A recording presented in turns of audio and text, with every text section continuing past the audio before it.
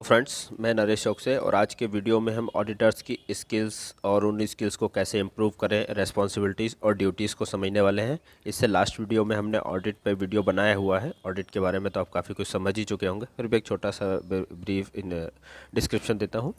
Audit का मतलब हुआ इंस्पेक्शन करना, चाहे वो मटेरियल का हो, प्रोसेस का हो, प्रोडक्ट का हो या फिर ओवरऑल कंपनी का इंस्पेक्शन करना हो, जिसको हम वेंडर के लिए वेंडर ऑडिट करना हो या किसी भी टाइप का जिसमें हम इंस्पेक्शन करते हैं, वो हमारा ऑडिट कहलाता है। और जो ऑडिट को परफॉर्म करते हैं वो ऑडिटर कहलाते हैं। मतलब जो जो इंडिविजुअल पर्सन्स और जो मैनेजर्स या इंजीनियर्स या इंस्पेक्टर्स जो ऑडिट परफॉर्म करते हैं वो ऑडिटर कहलाते हैं। तो चलिए चलते हैं अपने वीडियो पे और जानते हैं ऑडिटर्स में क्या क्या स्किल्स होनी चाहिए। हमारी सबसे पहली स्किल है स्ट्रॉन्ग कम्युनिकेशन स्किल। अब इसको समझते हैं। जिस टाइम हम कंपनी का ऑडिट करने जाते हैं या फिर फाइनेंशियल ऑडिट पर जाते हैं या फिर किसी भी टाइप के ऑडिट पर जाते हैं, तो उस टाइम हमारे पास स्ट्रॉन्ग कम्युनिकेशन स्किल होना बहुत ज़रूरी होता है। क्योंकि उस टाइम हम कंपनी के जिस कंपनी का हम ऑडिट करने जा रहे हैं उसके टॉप मैनेजमेंट और उनके डायरेक्टर के साथ में ऑडिट करते हैं, क्योंकि वो भी उस टाइम ऑडिट में इन्वॉल्व रहते हैं। कई केसेस में अगर जैसे स्ट्रॉन्ग कम्युनिकेशन नहीं होता है तो हम उनको अपने पॉइंट्स नहीं समझा सकते हैं या फिर जो उनके पॉइंट्स हैं उनको नहीं समझ सकते हैं और अपने फीडबैक और जो हमको सजेशंस देना है वो उनको नहीं दे पाते हैं। वहीं अगर हम बात करें कि किसी पर्टिकुलर प्रोडक्ट या इंस्ट्रूमेंट या इक्विपमेंट का ऑडिट करने जा रहे हैं, तब ये कम्युनिकेशन स्किल इतना इंपॉर्टेंट नहीं होता है। लेकिन फिर भी एक अच्छे ऑडिटर में ये स्ट्रॉन्ग कम्युनिकेशन स्किल होना बहुत ज़रूरी होता है। चलिए अपना नेक्स्ट देखते हैं इमोशनल इंटेलिजेंस। ये ज़रूरी नहीं है कि जिस लेवल पर ऑडिटर ऑडिट परफॉर्म कर रहा है या करने वाला है, अब उसका क्लाइंट भी उसी लेवल पे ऑडिट परफॉर्म करवाए। हो सकता है कि क्लाइंट उनकी कुछ मिस्टेक्स को छुपाने की कोशिश करें, या फिर जैसे कि एग्जांपल के हम लेके, या फिर जो जीएसटी में फाइलिंग में कुछ छुपा रहे हो, या फिर ईएसआईसी पीएफ का रिकॉर्ड या कोई ट्रेनिंग रिकॉर्ड या फिर कोई आईएसओ के सर्टिफिकेट्स या क्यूएमएस के सर्टिफिकेट्स पुराने दिखा रहे हो, कोई अप टू डेट ना हो। इन सबको भी इंटेलिजेंट से उनको पकड़ना है, ध्यान रखना है, सभी तरफ फोकस करना होता है कि कहीं कोई फैक्ट छुपाया तो नहीं जा रहा है। और अगर ऐसा कुछ हो रहा है, अगर ऑडिटर को लगता है कि उनसे कोई फैक्ट छुपाया जा रहा है, तो उसको इमीडिएटली एक्सपोज भी करना है। सामने जो क्लाइंट कंपनी है उनसे बात करना है और उसको एक्सपोज भी करना है जो फैक्ट छुपाया जा रहा है। यही हमारा नेक्स्ट देखते हैं risk analysis and problem solving skill. Risk analysis के लिए प्रिसीजन थिंकिंग, एक्यूरेट रिपोर्टिंग और स्टैटिकल एनालिसिस करना ज़रूरी होता है। तभी टास्क के साथ जो भी रिस्क एसोसिएटेड, जो भी कंपनी टास्क परफॉर्म कर रही है या जो भी सर्विस एग्जीक्यूट कर रही है, उसके साथ जो भी रिस्क एसोसिएटेड है, जैसे मान के चलिए फॉर एग्जांपल हम कोई केमिकल मैन्युफैक्चरिंग इंडस्ट्री है और वो केमिकल को, अगर जो उसका बाय प्रोडक्ट है उसको किसी नदी में या जो नदी में छोड़ रहे हैं या फिर बाहर गैस निकल रही है, तो वो इन्वायरमेंट के लिए कितना फ्रेंडली है या इन्वायरमेंट के लिए कितना हैज़ार्डस है, वो भी एक एनालिसिस करना है। हो सकता है कि अगर वो किसी नदी में या नाले में छोड़ रहे हो तो वहाँ से मछलियाँ और जो एक्वेटिक एनिमल्स है उनके लिए काफ़ी डेंजरस हो, तो ये भी रिस्क एनालिसिस भी होना चाहिए। एक सक्सेसफुल ऑडिटर में risk analysis, problem solving technique के साथ साथ डिसीजन लेने की कैपेबिलिटी भी होना चाहिए। इसके साथ है हमारा desire to improve. Improvement means change करना, मतलब टुवर्ड्स सक्सेस, मतलब टुवर्ड्स परफेक्टिबिलिटी की तरफ जाना। एक अच्छे ऑडिटर को हमेशा ही इम्प्रूवमेंट के लिए डिज़ायर होना चाहिए। इम्प्रूवमेंट किसी भी तरह का हो सकता है, चाहे डॉक्यूमेंट्स का हो, प्रोसेस या प्रोडक्ट या फिर एनी अदर टाइप। बस ये है कि वो प्रोटोकॉल जो आईएसओ के नॉर्म से उसके अगेंस्ट में ना हो, उसके कंप्लाइंसेस को फुलफिल करे और अपने कस्टमर को भी, जो हमारा एंड यूज़र है, वो भी उस चेंज से सेटिस्फाई है। मतलब जो हमारा प्रोडक्ट है उसकी फंक्शनलिटी में कहीं भी कोई चेंजेस ना आए। अब इनोवेशन देखते हैं। ऑडिटर में क्रिएटिविटी होना चाहिए। इनोवेटिव और करंट बिजनेस प्रोसेस के साथ ऑडिटर्स इंप्रेसिव रिजल्ट देते हैं। इसके लिए ऑडिटर्स ऑडिट सॉफ्टवेयर का यूज़ कर सकते हैं। अपने स्किल्स को कंटिन्यूसली शार्प करते रहना होता है। चलिए अब देखते हैं जो हमने स्किल्स ऊपर आपके देखी हैं, इन स्किल्स को किस किस तरह से इम्प्रूव किया जा सकता है उनको देखते हैं। रीड ट्रेड पब्लिकेशंस, ट्रेड और industrial publications, magazines, business journals को रीड करना, जिससे टेक्निकल इम्प्रूवमेंट, जो भी हमारे टेक्निकल चेंजेस आ रहे हैं हमारे इंडस्ट्रीज़ में और जो वर्ल्ड में जो भी टेक्निकल इनोवेशंस हो रहे हैं उनसे, ताकि हम अप टू डेट रहें। वीएन एक्टिव लिसनर, जो भी आपसे बात कर रहे हैं या फिर जहाँ भी हम कॉन्फ्रेंस में बैठे हैं या जिस भी टाइप का डिस्कशन चल रहा है उनको ध्यान से सुनना, ताकि उसी के अकॉर्डिंग हम आंसर कर सकें। और सेमिनार्स में कॉन्सेंट्रेट होकर लिसन करना, ताकि हम अपने नॉलेज को भी बढ़ा सकें। क्वेश्चन योर ओन पर्सपेक्टिव, अपने पर्सपेक्टिव के अकॉर्डिंग क्वेरीज करना और उनको रिजॉल्व करना। वॉलेंटियर्स फॉर लीडरशिप रोल्स, जहाँ भी टेक्निकल समिट या एक्सपो हो वहाँ विजिट करना, टेक्नोलॉजी को समझना, जो नई नई टेक्नोलॉजीज आ रही है, एडवांसमेंट आ रहा है, उसको समझना। ऑब्टेन सर्टिफिकेशन, वोकेशनल कोर्सेज और सर्टिफिकेशन प्रोग्राम्स में पार्टिसिपेट करना, इससे सर्टिफिकेट के साथ साथ नॉलेज और नेटवर्क भी ग्रोथ होता है।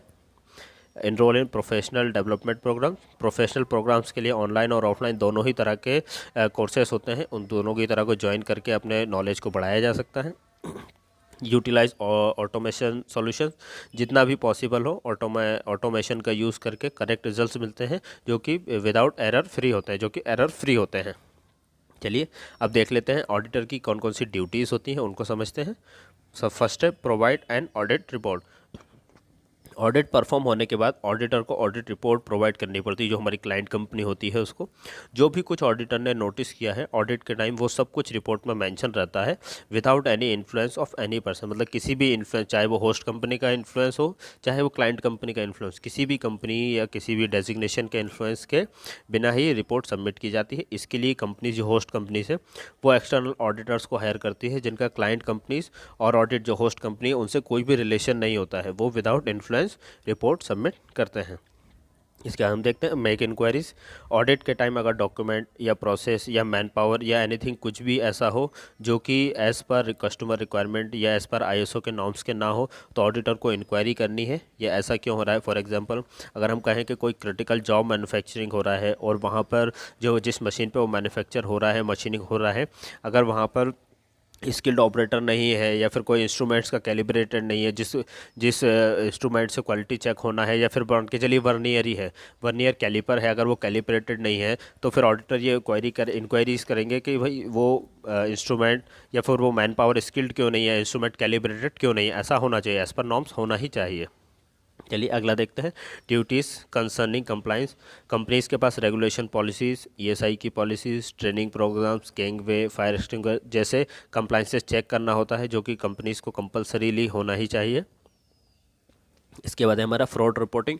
फ्रॉड रिपोर्टिंग में हुआ कि जैसे कोई कंपनी है जो कि कहीं पे प्रॉब्लम कर रही है, मींस जो कहीं पे लैक हो रहा है, या फिर जैसे कहीं कोई कंपनी फैक्ट को छुपा रही है, जैसे कि हमने पहले भी बताया कि जीएसटी फाइलिंग का हुआ, ईएसआईसी ट्रेनिंग का प्रोग्राम हुआ, या फिर कोई कंपनी आउटसोर्स कर रही है लेकिन वो आउटसोर्स कंपनी का नाम मेंशन नहीं कर रही है, क्योंकि अगर आउटसोर्स कर रही है तो उस कंपनी का भी ऑडिट होगा ही होगा, तभी वो ऑडिट कंप्लीट माना जाएगा। अगर ऐसी कोई कंपनी फ्रॉड कर रही है या छुपा रही है, या फिर जैसे कोई रॉ मटेरियल का यूज़ कर रही है और रॉ मटेरियल का मिल टेस्ट सर्टिफिकेट नहीं शो कर रही है, या फिर मिल रॉ मटेरियल को किस तरह से वो प्रोसेस कर रहा है वो शो नहीं कर रहे हैं, तो ये इसकी फ्रॉड रिपोर्टिंग भी अपने होस्ट कंपनीज को करनी है, जो कि ऑडिट रिपोर्ट में मेंशन रहेगा। इसके बाद है कीप इंटेग्रिटी एंड कॉन्फिडेंशियलिटी। जिस भी कंपनी में हम ऑडिट करने जा रहे हैं उसकी इंटेग्रिटी और उसकी सारी डिटेल्स, जो भी हमको डेटा मिला है, जो भी ऑडिटर को एक डेटा मिला है सामने वाली कंपनी से, वो सारा कॉन्फिडेंशियल रहेगा, वो सिर्फ होस्ट कंपनी को ही जाएगा, इसके अलावा कहीं से भी लीक नहीं होना चाहिए। इसके बाद असिस्ट विद द इन्वेस्टिगेशन। कई बार क्या होता है कि एक जब ऑडिटर जाते हैं तो उनको किसी एक स्पेशलाइज्ड ऑडिटर की ज़रूरत पड़ती है, उस टाइम हमको उनको असिस्ट करना है। ये जो कि एक, जैसे कि मान के चलिए कोई ऑडिटर गया जिसको कि एक स्पेशलाइज्ड सिक्स सिग्मा ऑडिटर की ज़रूरत है, हाँ, जो कि ऑडिट करेंगे सिक्स सिग्मा के रिलेटेड, लीन मैन्युफैक्चरिंग के रिलेटेड ऑडिट करेंगे, तो उनको असिस्ट करना, उनसे भी हमको काफ़ी सारा नॉलेज और सीखने को मिलता है। इसके बाद है गिव देयर ओपिनियन, मीन्स हमको अपना ओपिनियन, अपना फीडबैक, अपना सजेशंस देना है और रिपोर्ट में ये चीज़ मेंशन भी करना होता है। चलिए अब देख लेते हैं ऑडिटर की कौन कौन सी रेस्पॉन्सिबिलिटीज़ होती हैं। सबसे फर्स्ट है हमारी प्लानिंग। ऑडिट परफॉर्म करने से पहले हमको ऑडिट के लिए प्लान करना है, अपने जो क्लाइंट कंपनी उनको भी इन्फॉर्म करना है कि हम ऑडिट के लिए आ रहे हैं, इस टाइप का ऑडिट रहेगा, चाहे वो मशीन का हो, मटेरियल, इक्विपमेंट, या फिर ओवरऑल या फाइनेंशियल या किसी भी टाइप का, या फिर प्लानिंग का ऑडिट हो, किसी भी टाइप का ऑडिट होगा तो हमको अपने क्लाइंट को भी इन्फॉर्म करना है, और हमें खुद से भी प्लान के लिए, ऑडिट के लिए प्रिपेयर रहना, ताकि इमीडिएटली वर्कलोड ना बढ़े और हम अपना एफिशिएंटली ऑडिट परफॉर्म कर पाएँ।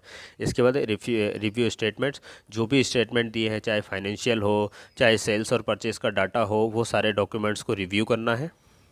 डॉक्यूमेंटेशन, जो भी हमारे प्रोडक्शन के डाटा हैं, प्रोडक्शन के डॉक्यूमेंट है, किस किस टाइम पे प्रोडक्शन हुआ, बैच का किस टाइम पे निकला, जैसे कोई फार्मा की कंपनी है और प्रोडक्शन के डॉक्यूमेंट है जिसको कि चेकलिस्ट भी कहा जाता है, चेकलिस्ट को चेक करना है, उसको वेरीफाई करना है, इन प्रोसेस इंस्पेक्शन, और जो इनकमिंग मटेरियल हुआ, जीआरएन हुआ, उन सब के डॉक्यूमेंट्स चेक करने हैं।